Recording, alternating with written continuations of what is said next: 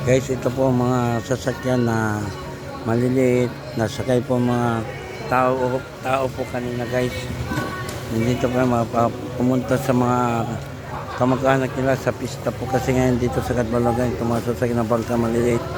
May mga taong sakay po ito mamaya. Ito ba? Uuwi yan po ito mamaya guys. Dumating sila guys. Nandito po naghihintay po sila guys sa mga sasakyan bakante. Wala pang tao ngayon. Nandun pa sila. Umi-enjoy pa sila sa mga kamag-anak po sila. Nag-enjoy po sila sa mga kamag-anak po nila guys. So, mamaya na yan pag may nantayan ko yung mga bahamak ko dito guys sila.